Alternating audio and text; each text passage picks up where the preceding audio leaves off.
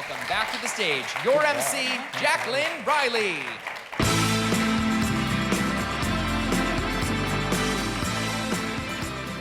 Thanks, everybody. So keeping on that idea of looking to the future and crunching the data, up next we've got Katie Moro from Amadeus, and she'll be speaking about the state of the market in 2023. So talking about travel industry performance, but also looking ahead to 2024. So common theme here, we are all trying to have our eye on the ball of what's coming. Come on up, Katie.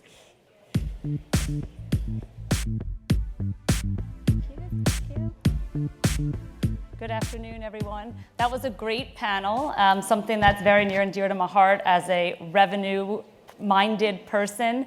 And I always say, through the pandemic, talked about how proud I was of this industry and holding rates strong and not dropping rates to the bottom while we struggled with demand. But now I think we've maybe maxed out on our rate capabilities and what we're able to charge. So I do think that ancillary revenue, those fees, are going to be how we're going to continue to drive forward on the ADR side.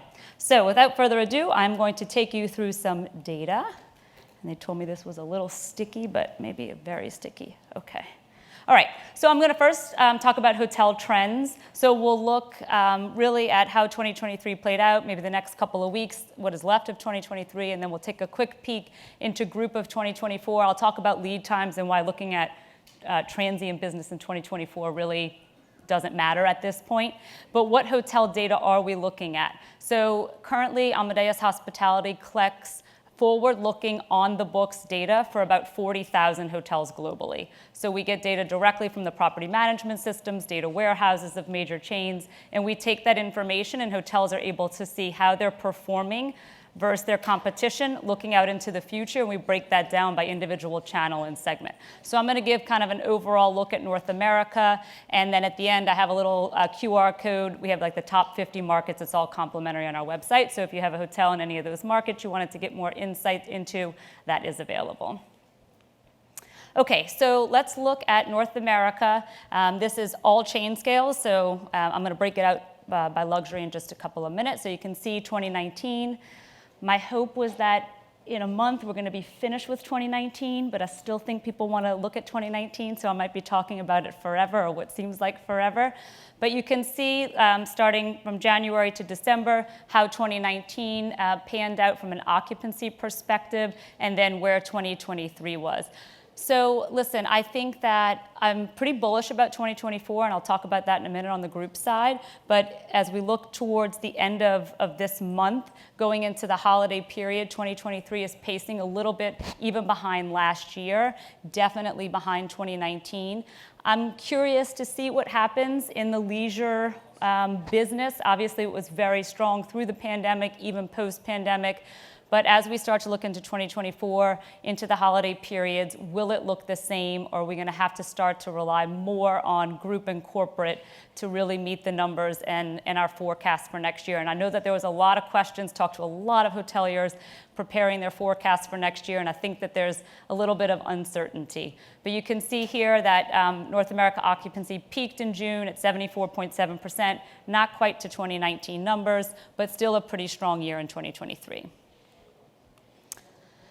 So now I'm going to look at group pace. So you can see, again, we're not to 2019 numbers, but I'm feeling pretty good about group on the books looking into 2024. We have much shorter term groups than we used to, so you don't see those big conventions booking 9 months out and the things that we did pre-pandemic, but I think it's pretty strong. And I think everyone, especially if you have hotels that are doing big groups, pay attention to April, right?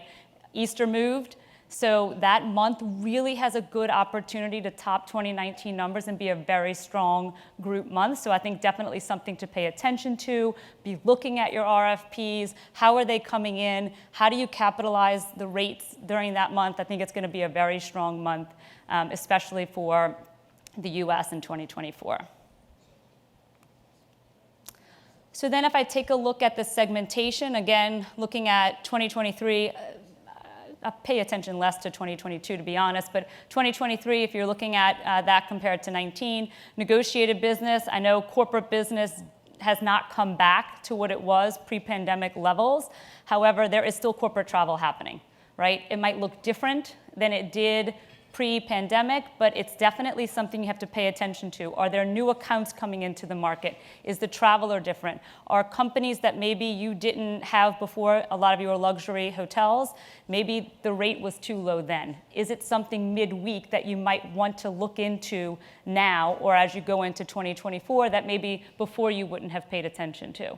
So I think that there's some opportunity still on the negotiated side. What makes me happy is that, again, that retail business is the biggest mix, bigger mix than it was in 2019, or a bigger piece of the pie than it was in 2019. But like I kind of started off with, I worry about our ability to continue to drive that retail rate going into 2024. So how, as revenue leaders, and with Amadeus, obviously most of you know, we signed Marriott with the CRS. We're doing IHG's CRS as well. And it's all about now, how do we move into the attribute-based pricing or attribute-based selling? And how do we add on those additional fees to be able to drive the rate without charging as much just for the room? And so I think that that's something we're going to start to see, and that last panel talked about it, which made me smile. And I think we'll start to see that methodology move forward as we go into the next couple of years. And then from a channel breakdown perspective, I think if you're managing brands, you have seen this, that the brand.com contribution has increased, which obviously is the lowest cost channel. It's a great way to drive the business. It's how you keep loyal customers, how you can retarget them for future stays at other properties, et cetera. So very good to see that brand.com contribution. As well, looking at the GDS, again, we talked about that corporate travel and maybe not seeing as much, and so you can see that decline there. And the OTAs pretty much remaining flat between 2019 and 2023. So then talking about the lead time and why I don't talk about leisure business or even corporate business looking into January, because the lead time is so short. It's still really short. So you can see you do have, and this is all transient, right? So groups obviously would be further out, but you can see you have a little bit in that 15 to 30 day window. It's getting a little bit better, but if you look, it's still overall in the week for the week. So you can see in 2023, 56% of all bookings came in the week for the week. That's crazy. When you think about that from an operational standpoint, how you staff, how you have people cleaning rooms, all of those things, that's very difficult. So you should commend everybody on property for being able to keep up with that. But as you think about how you do a forecast for next year, how you budget for next year, all of those things, it makes it a little bit difficult when the booking window is still so short. All right, so then looking at the luxury and upper upscale. So right, this is where most of you are going to fall. So you can see here again that June timeframe was really good overall in North America from an occupancy perspective. It peaked at about 74% occupancy. Again, similar to kind of what we looked at holistically, still not to 2019 numbers, but if you look out into the future a little bit, luxury is doing a little bit better as we get into the holiday period than we saw overall, which is great. A lot of probably family travel, things like that, looking for a little bit more of a luxurious escape, as opposed to maybe some business travel and stuff that would maybe stay a little bit more down chain scale.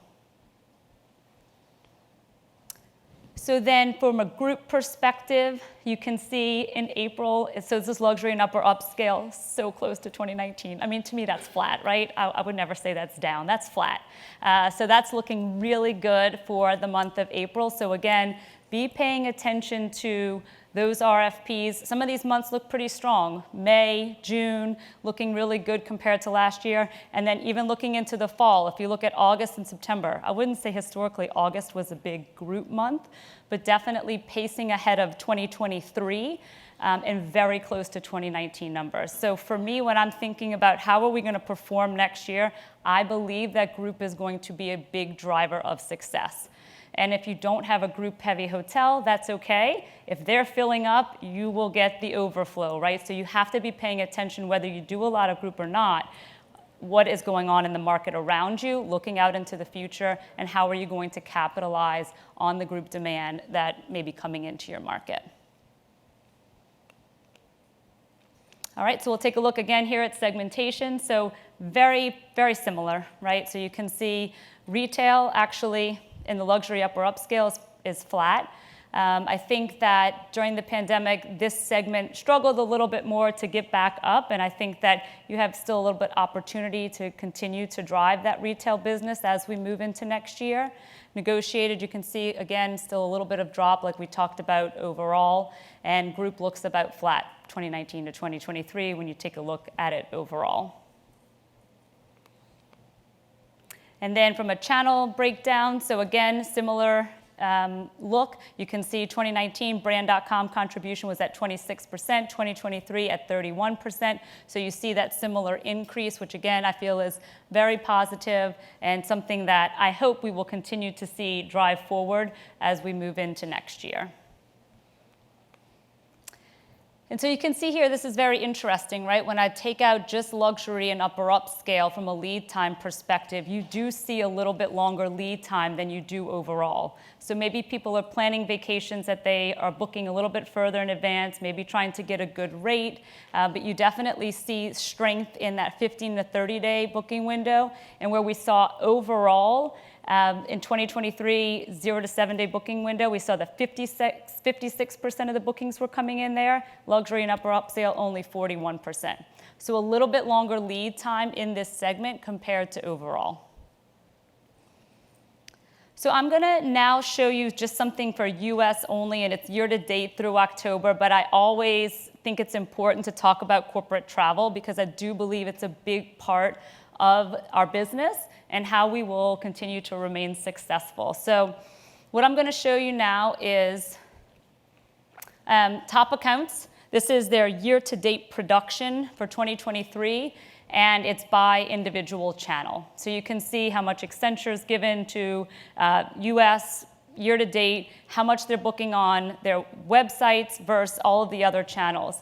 And I think it's really important because the GDS has always historically been known as the channel where corporate travel happens. And it's still a very important piece of the puzzle. But if you take a look at ALE as an example, or IBM, 66% of IBM bookings are happening on a website. They're not happening through the GDS. So if you're looking at corporate travel into your hotels and looking at the GDS production and you're not seeing that there, you could be missing out on opportunities that exist in the market that you don't even know are there because they're coming through a different channel. So I think it's very important to pay attention to, again, corporate travel might look a little different. It's not to where it was, but I still think that there's opportunities. And I especially think so in the high-end segments where maybe you didn't look at these things before from a rate perspective, but if you're looking for midweek business, there could be some good opportunities out there. So it's very important to understand kind of the full production when you're making those decisions. Okay, so I'm going to touch on now, I know that we talked about short-term rentals and maybe not in the most positive light, but I do think that there is a good opportunity to use alternate data sets than just hotel data. And I think that that's something as an industry we need to be better about to understand what's actually happening in the air world where people are flying to get to your hotel, or short-term rental where, especially if you think about Miami, there's short-term rental everywhere. What does that business look like, and how is that going to help you make better decisions? So for those of you who are not familiar with Amadeus, like I work in the hospitality division, it's mostly around hotels, but we were part of a large organization called Amadeus IT Group, which is a GDS, as you probably well know, but we also work a lot with airlines, right? This is the majority of the data we have is around air data. So we have search data, so what are people searching for, where are they wanting to travel? You have booking data, so those are the actual bookings that are happening through not only the Amadeus GDS, but Sabre and Travelport as well. So you have all of that information, and we can get down into those booking data, very interesting information, and especially for you guys, right? Who's traveling first class? they're typically going to stay at a luxury property, right? So it gives you a little bit more insight into who's traveling to help you better target for customers coming into your own hotel. Then we put together a forecast of what we think that leg will look like, right? That origin and destination, how much business will be traveling. So we put that forecast together. And then we also provide schedule data, right? So without the schedules, without the capacity coming into a market, you really can't have people flying. So you have to understand that as well. So we're going to take a look quickly at US domestic air travel.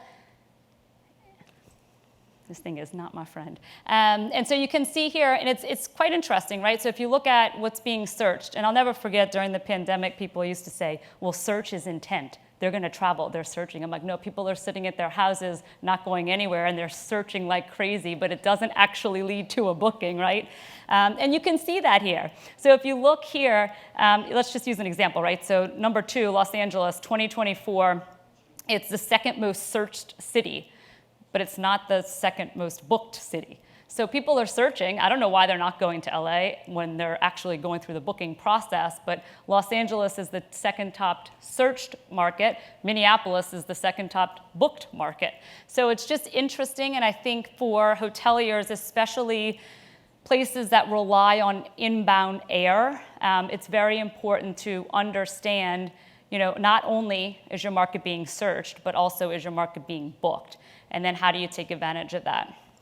And I'll tell you, I'll be speaking at HEDNA in January for anyone who's going, but I'll be talking about the fact that we can take this information and we can work with a hotel company to say, give me all of your loyal customers.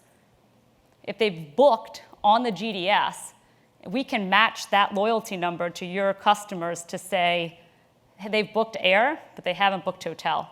So how are you going to market to them? You know that they're coming to your city. How are you going to then action that? So I'll talk more about that, and if you have any interest, I'm happy to have a sidebar conversation, but I think that that's why it's really important to understand where people are booking and can you capitalize on that and bring that business into your own hotel.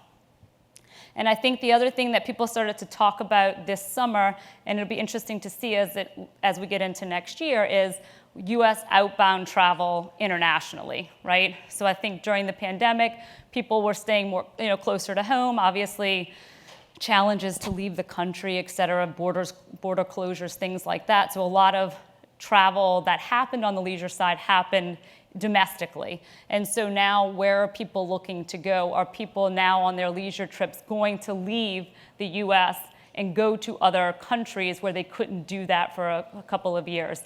So I think, again, I'm sure many of you have properties, obviously, in other countries, and I think this could be interesting to understand where are people looking to go. London was a hot place. I was there this summer. It was crazy, but you're starting to see that come down. I mean, I know it's only number 2, but it did drop a little bit for people searching that for 2024, where in 2023 it was the place to be. So just something, again, I think that we're not necessarily using as an industry, and I think could be very insightful when making revenue management, marketing decisions, where to target, those types of things. I don't know why there's a blank slide. Okay, so then this is the other thing I wanted to share. So I used the Caribbean as an example because, again, I think this was a very hot place to be this year as well.